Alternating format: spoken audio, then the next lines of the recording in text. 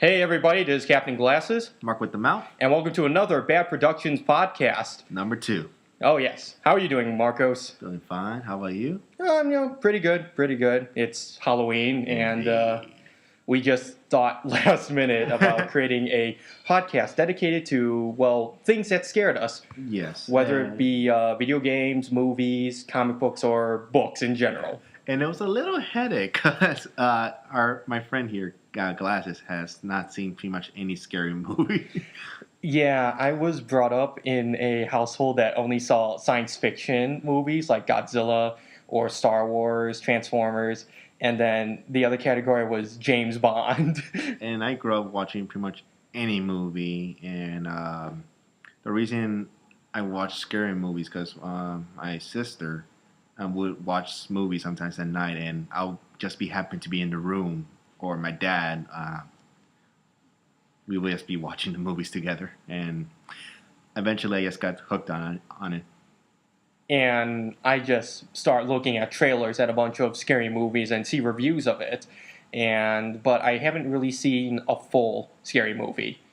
Yeah, for me, the reason I watched them is not for the scares, because eventually I picked up on the cliches of it, and so I can kind of predict who's going to be the murderer, who's going to be killed, where's the jump scare. I just see it because I'm bored. I got nothing to watch. There's no new Avengers movie. And I usually get scared when I hear or see any trailers for scary movies that I usually have a popcorn bag in front of my face. I cover my eyes and my ears with my hands, or I just get out of the area immediately because I am easily scared. Like anytime at haunted houses or any Halloween themed events at Six Flags or amusement parks, I will jump or let out a little yelp or scream. And I'll just be looking at the scarer and just be like, cool. Well, I end up taking that advice eventually. Well, I'm immune to the scares already, so I don't know. Well, that's because you had more experience, man. Being tortured by watching the movies, but... Okay, now you're making it seem like tortured soul over here. Across the hallway, I hear Chucky. I'm like, nope. Yes. But yeah, my first movie experience that I've seen for that was The Exorcism, actually. And to this day, that's the only movie I cannot watch, because... the reason it's scaring me is because of the demonic theme and the girl being possessed by the devil, if I remember correctly, and the head turning, the vomit, and the voices. I'm like, it just gave me a goosebumps all over me, like my skin was being frozen or whatever, and it's just I couldn't stand being in the room watching that horrible face. It just creeps me out a lot. So that's the reason I don't watch the movie again, or pretty much anything involving The Exorcism, really.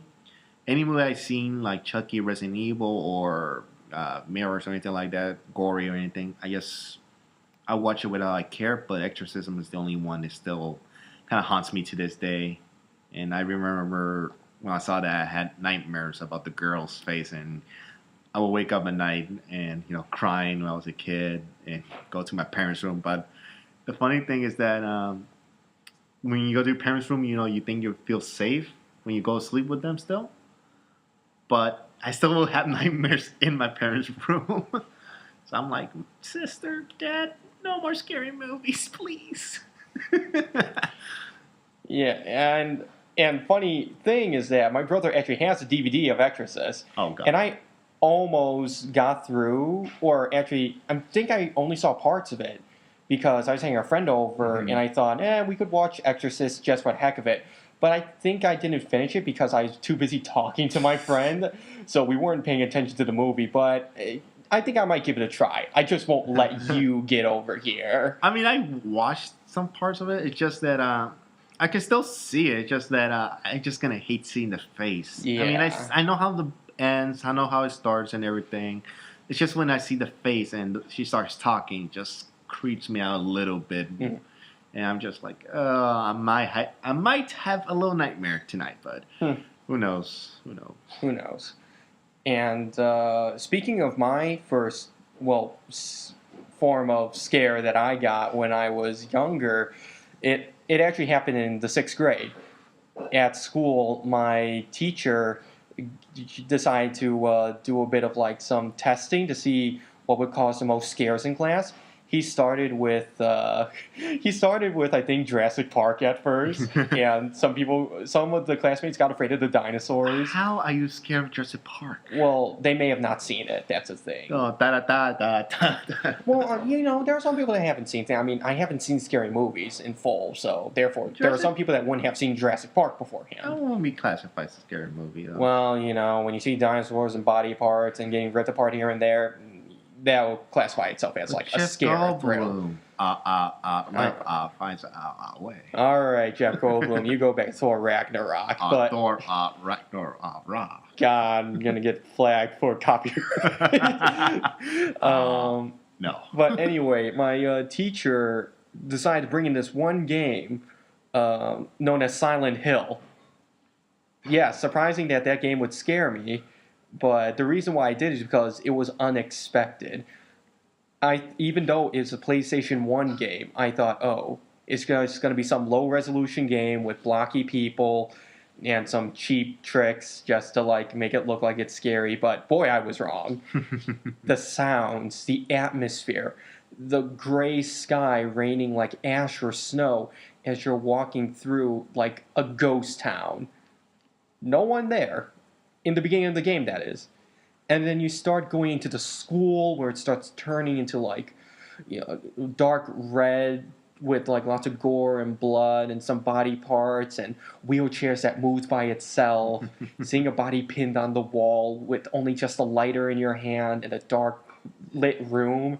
Yeah. And then hearing those like little kids screaming / laughing as they approach from the darkness with knives ready to stab you, and you think you can escape by dodging them, but the door's locked or there wasn't a door, which means that as you turn around, you see on the other side of the room those little kids emerging from the darkness, just waiting to embrace you and stab you to death. I think I would be scared of that because I play some horror games myself, and I do watch sometimes horror movies, but the only thing that can really scare me is that children's ghosts, because I don't care if it's like demonic or poltergeist or anything like that, but once it's a child's ghost, it's just creepy, because I know it's supposed to be innocent, a kid's ghost, but it just makes it all sinisterly, how the child laughs and plays with your mind and everything, like when the child throws a ball at you and just like, no.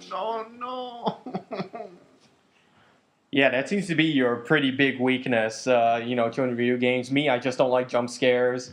Because we played a game. What was the game? Dead Space 2. And I was fine until all the children's zombies thing. Like, oh, God, no, stop laughing. Oh, boy. I was actually excited for that scene because I played up to the point where we were at the nursery and the kindergarten where you had those little babies and those little kids attacking you. And I thought, oh, boy, and knowing that Marcos has a fear for, like, evil, demonic or zombified children in a closed setting. Yeah, I'm like, I was just waiting, and I'd be like, oh, boy, here it comes. Here we go. I was like, no. And he was surprised when they start coming out because it was out of unexpected. nowhere, I got killed about 2 times because I was like, oh, I hate this part. It's just like when I played Resident Evil 7. I know this is not really children's ghost, but you see the little girl. Evie. When you get one of the cures, the arm, you turn back, you see the kid's feet, and you hear the laughs and everything. I'm like, oh God, no! Evie, get out! Bye. I want to see the mole people. Bye. Both in Dead Space and Resident Evil, you stocked up on a lot of weapons and a lot of ammo, and you just let that get to you. Because I'm like, I'm not gonna die in this game. I'm gonna save every ammo. I use the pistol or whatever gun that lets me have infinity ammo. I'm like, I ain't dying here. I'm a survivor. Yeah, man. And survivor you did become. Yeah. I did beat the game. Of course, I rubbed it over his face like, ha! I managed to beat the game. Yeah. You're supposed to be out Dead Space or Resident Evil or both games. Okay. Well, I was gonna say you had a tough time dealing with the Shadow Children and the ex-wife of what's his name? Oh yeah, Isaac Clarke. There you go. Yeah, Isaac Clarke in Dead Space. I can't make it fun of the wife until the boss battle. I'm like, oh shit. I want to those divorce, shadow honey. children, those Like- shadow children coming up behind you. Like, honey, these are not my kids. I want a divorce. Goodbye. Let me live. Like, And got separated from her. You did. And of course, he got me hooked on Resident Evil. Dead Space genre of it. Yeah, because Dead Space is like a combination of The Thing from John Carpenter, Ridley Scott's Alien, Yeah. with the infecting of people because like alien sources Yeah. or organisms, and you could classify them as zombies because they're once dead and then they get reanimated. And of course, I've seen all of that, but this space, I never seen it, or I've seen it some the games magazines, like the GameStop stuff and everything, but I never actually played it. And when he told me about it, I'm like, sure, I could give it a try. And then you got really hooked onto it. Yeah, I wouldn't stop playing. Yeah, that was the scary part when he couldn't stop playing and kept saying that I want to keep going, I want to keep going, even though like it's been many hours and it was about dinner time. I don't He just wouldn't know. It stop. just whenever I get hooked on a game, it just I can't stop playing. I need to play again and again and again. You're right. Yeah, I mean that's what makes a game really good if you're willing to keep going and keep getting like addicted to it or coming back to it every time. And of course, the story was fascinating. I want to know more. Like, why am I hallucinating a lot? Who are these people? Well, survive. Well, It plays advertisement for the online wiki of Dead Space. Yeah, even though there's a part 3, like, yeah, I know I'm gonna survive this, but how? Will the ending be good or will it be shitty? Well, we'll just have to find out. Yes. Geez, this podcast turned from things that scared us to Dead Space 2. Well, it's an interesting conversation of Halloween time. Oh, yeah, definitely. I do hope that everyone had fun during the weekend because since Halloween is on a Tuesday, everyone would be tired from work or school, Indeed. and that there wouldn't be time to go trick-or-treating. Well, unless if you're children, then. And of course, you gotta embrace the cold, especially in Chicago. Oh, yeah, definitely. I didn't even expect it to be cold. I thought it would just spike back up to 60 and be hunky-dory. Well, as people from Chicago know, the weather always takes a turn for the worse. Yeah, just back and forth, Indeed. hot and cold, snow or sun. But yeah, we actually had fun this Halloween. We didn't trick or treat, of course. We just build our costumes more. Coffins. Coffins? You said coffins. Did I? Yeah, you actually said. Oh, God. Don't worry about it. It's a Halloween spirit. People are going to be in graves. It's grave theme. I thought I said Work on our costumes. Yeah, we're planning death a little early, aren't we? I mean, I know the world isn't as good as it used to be, but geez, let's not think too hard on this death situation. Dead Space. That's why. Oh yeah, that's true. Dead Space. But yeah, I finished finding this Homecoming Spider-Man costume, Mark 1, or rag costume per se. I finally finished it, and of course, Glasses seems to be having a little trouble with his. Okay, so about many months ago, I wanted to be Ant-Man from the 2015 movie.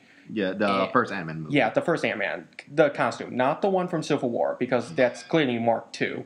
Mm-hmm. What ended up happening is that even though I got sketches, I got all the parts, I just kept procrastinating and rushing to get it done, that I messed up on a lot of details, from the helmet to the little smears on the fabric to make the red and black fabric of the costume combine with itself. Yeah. And I actually ran out of hot glue that I couldn't finish everything. And this is the thing I say to Chris all the time, because I started mine way early. And we have videos of it, and me doing the costumes in progress. Because I know at some point I'm going to start getting lazy, so I just decided, do it quickly. And I was doing it. I know Chris, when he gets lazy and does things last minute, he's going to mess up some parts. So I'll keep telling him, do it. Yeah, and speaking of my experience working in costumes, the reason why I did so much better with another costume was the Ghostbusters Proton Pack. Because you took the time and make everything right. And that's what I keep telling him, because I like to pressure him that way, because I know he can do better than this. That's why I pressure him a lot for that. Yeah, unlike the Ant-Man costume, I actually spent over 3 months working on the Proton Pack, finding the parts, looking at the reference photos, looking up videos about how to make the cheapest do-it-yourself DIY version, finding ways to put lights on the inside, getting the jumpsuit, getting a customized patch. Like, it all took a lot of hard work, and it was stressful. Yeah, I had to, like, and of make- course you tested it out when I came over, and Yes. I saw some parts that need fixed because it's gonna fall out, or Yeah. I saw a detail you couldn't see, like, hey, this part is gonna fall off, or it will hold on, but after a while it's gonna start doing some damage with Yeah. the other parts and everything. Yeah, and for my first time making a prop proton pack, it looks pretty good. It is. A little bigger and taller than it originally is, but I do like the details that I put onto it, like the wiring and the red lights and the application of stickers on it. And of course you keep updating it. Oh yeah, I always will keep updating it. I'm thinking about replacing the computer wires on the side with actual wires I found at Michael's That's to make it look more 3D and more realistic than just drawn confetti paper. I mean, I'd probably do that to my costumes. Of course, Spider-Man, the mask is good. It just messed up a little bit on one of the cut of the holes to put the goggles in, but it's not noticeable at all. If I jiggled the mask a lot, then it would be noticeable the hole I made. But other than that, of course, the leg of my logo I fucked up a little bit, but I mean it's whatever really. I mean, to be fair, you're just playing the character of saying that he found these things in like the trash or Yeah. Goodwill, and just thought putting them together would be the That's best. how supposedly he did the costume. Because when Tony came to his room, old stuff, and you assume that's from the garbage. Because I don't think you're gonna find any of these stuff at stores anymore. No, I mean chances are you could find it at like Goodwill, thrift shop, or Maybe I TJ don't know. Maxx. But that's why I assume Spider-Man found these stuff and just built it from scratch, really. Mhm. And that's why I say trashy costume per se. Yeah. Even though it was really a good costume, apparently I had a lot of the parts at home, so that made it easier for me to do it instead of spending money to get like the jacket or the right hoodie and anything. I just happened to have it, and so I just designed it from there. Yeah, and speaking of costumes that we already had parts for, instead of being Ant-Man, I chose to be Luke Skywalker from Return of the Jedi. Because I actually had all the black clothing I needed. So I actually replaced my pants with the pants I needed for Ant-Man and just left it as it is without putting red fabric on it. And I modified one of my leather belts with just like foam that you could remove from it if I needed to, and just put some buttons on the side to make it look like it's 3D and full of greebles for details. And I had to combine a shirt and a polo sweater to make it have that nice collar for a just for accuracy to how Luke looked, including like a white flap that he had for a for his coat. Yeah. And it's funny, actually, whenever we try to cosplay as characters, I always have to have something with the superhero genre, while you have to happen with the Star Wars genre. Well, I was gonna say science fiction. Well, mostly like that. Ghostbusters, Yeah. Star Wars. Metal Gear Solid's not science. Well, who am I kidding? It could be a little bit science fiction. You got a giant robot you gotta like destroy and figure out. That's like solid. It's a war game. Well, if you think about it, there are like gigantic robots in Yeah. the 60s I that are way too remember- advanced for its own good. I remember one day it came to your house and you had the prosthetic arm that he has. Yeah, I made the I was thinking, are you making an Iron Man gauntlet? You were so impressed. You're like, oh man, you're gonna be Iron Man. No, I'm just gonna be Venom Snake. Who? And Over then- 2 years of Metal Gear Solid trailers later. And then he taught me about Metal Snake and Metal course. Snake, Venom Snake. Metal Snake, Venom Snake. No, There's Venom a lot of Snake. snakes. Big boss. There's too many bosses. Yeah, it's true. Yeah, there are too many bosses. I mean, I'm not a big fan of it. I'm just like, okay, cool. Yeah. I played the game. Cool. Yeah. But other than that, I mean, I feel like I want to dress up as a Transformer or a Megazord. That would next year. be too difficult. Well, if you make it, if I use a lot of reference photos and make hollow cardboard like bases so I could slip my feet into, I don't need to make it transform. I just need to walk, sit, do any poses. That's all I need. Yeah, but the only thing that I fear for that is that mobility. For once, the sitting, of course, like it's gonna be comfortable to sit. When you want to eat or anything like that, or use the restroom. Yeah, there's gonna be problems here and there for that. Well, if you think about it, I could get myself like, a plain white bodysuit and just work my way around of making measurements and reference photos to what I need. Sometimes I may have to like sacrifice some details to make sure that I could move my arms or my legs. And if I need to eat, do what most people do. Take the helmet off and just eat. No one's going to pester you when you're sitting down at a convention. One of that. Well, that depends. Are you wearing a super overcomplicated cosplay with lots of technology, soundboards, and props made? No, but once when I went to get the food and I was trying to get out, hey, picture. Ah, God damn it. Yeah, sure. What were you dressed up as? Bucky, remember? Oh, yeah, that's right. Last year. Well, I mean, okay. That was Only in some cases where it feels like that you would be. You know, if you look like that you didn't put too much on, like a helmet, yeah. and I feel like that's where where the, what's it called? Oh, convention courtesy. I was going to think of a grad name like con courtesy. Like con courtesy, I think it only works if people have like really super difficult cosplays on. Well, I didn't have a difficult cosplay. I just had a middle arm. Yeah, that's what made people. much, That's what made it easier for people to have access to you, because you just had a metal arm and the clothing. Yeah. You didn't have like a helmet that you like took off, and you didn't have something that you were eating. No, Man. of course I didn't mind. Like, sure. Even though I was hungry and tired, I'm like, sure. I don't mind. Man, this reminds me about how I was coming back from C2E2 for the first time, and I was in my Jurassic Park cosplay. Mhm. And I took my hat and my body armor off and took the dinosaurs aside. And the guy was like, "Hey, I recognize you. I tried to take a picture of you." And I thought, "Do you want a picture now? I mean, I could put the body armor in." And he's like, "Nah, that's okay." And I'm like, "Oh, okay." I mean, it was very nice of the guy to point me out and say, like, "You're pretty cool" and whatnot. Or at least it sounded like that. But at the same time, it's like, it's a convention. People are supposed to take pictures. Yeah. You could have just asked here and there, but no, that's okay. Yeah. I'll try to look a little more friendly than just have a blink on my way home. I mean, apparently that's part of the costume. Just being frowny. Well, I mean, same goes for the Jurassic Park officers, but there's not a lot to say. Yeah, and that's how they get killed and eaten by the Indominus. And that's what almost gets you killed by Black Panther, because you did decide to have another face than a... You steal Wakanga, vibranium.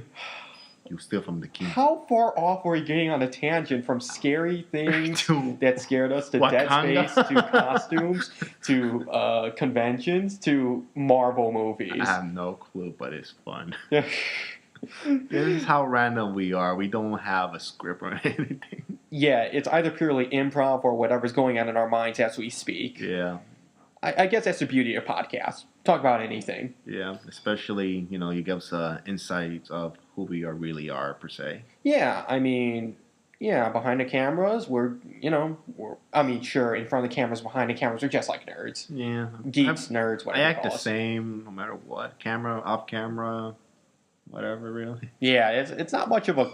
It's not much of a YouTube video, like, life. No. We We just do it for fun. That's Yeah, much. I mean, what else would YouTube be for than just to have fun and watch stuff? I don't know. Kitties. Well, I mean, that's having fun still. You're watching kittens. That's fun. I don't know. Video game gameplay. That's cool. Convention vlogs from people that we wouldn't expect to go to conventions. All right, Indeed. cool. But yeah. And of course, we're still trying to make more videos to you guys. But of course, like we said, we do get lazy sometimes. And sometimes we don't have enough time in our lives to make a full video or have people to help us out. And I feel like podcasts are becoming the new form because, Yeah. one, it's easier than trying to focus on getting storyboards, shots, different actors, props, costumes, and find the right locations. Yeah. Because if you think about it, filming is difficult. It is. And if you want to put a lot of hard work into it, then yes, it could be done. But for now, if you're really stressed, if the weather is too bad outside, if none of your friends made it to your outing, or that a costume that you tried to make didn't work out in time, podcasting is fine. Yeah, and of course, we're still gonna give you some behind the scenes video with that. Yeah. But we don't have much to film the past few days, and we haven't seen each other a lot, so that's why we're gonna give you this video right now, the podcast video of Halloween. Yeah. And for those who are still with us, I thank you for listening to all we have to say from our different stories that went in many directions. I hope you guys had a happy Halloween, and if you guys brave through the cold and brave through the work day or the school day, make sure you get a lot of good candy.